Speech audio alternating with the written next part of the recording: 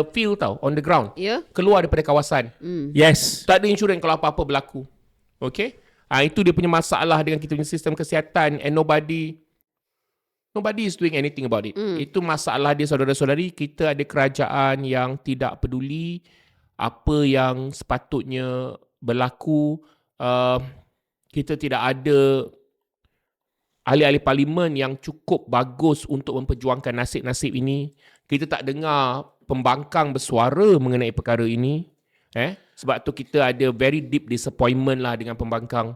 So jadi kita sebenarnya mengharapkan ahli-ahli parlimen yang kita pilih, sama ada daripada Barisan Nasional ke, Perikatan Nasional ke, Pakatan Harapan ke, semua sekali ni dia ada otak. Tapi kebanyakan mereka tak ada otak, cuma kaki bodek. Ni Aidil, aku nak beritahu ni Perikatan Nasional juga sekali dia pembangkang. Geng doktor kontrak dah jumpa di parlimen.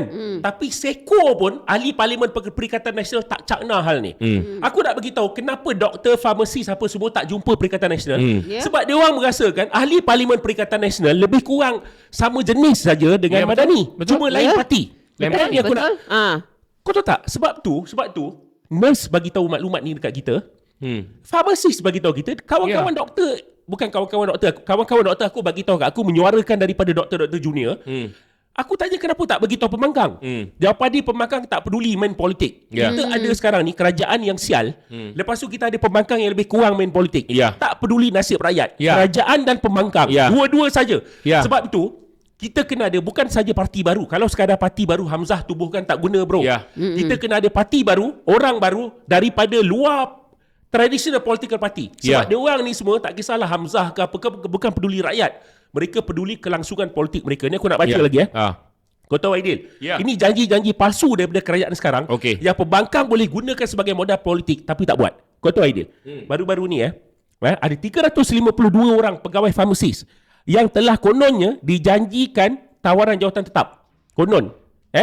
Namun sampai sekarang Aidil masih belum terima surat pelantikan rasmi dan kini berada dalam ketidaktentuan.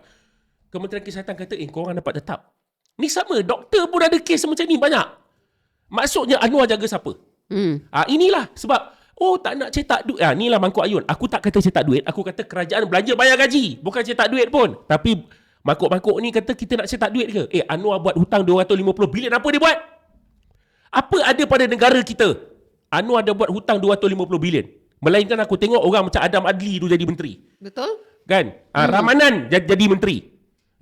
Ramanan yang sakau duit sana sini jadi menteri. Ramanan yang ada kes mahkamah tu jadi menteri. Daripada timbalan menteri jadi menteri.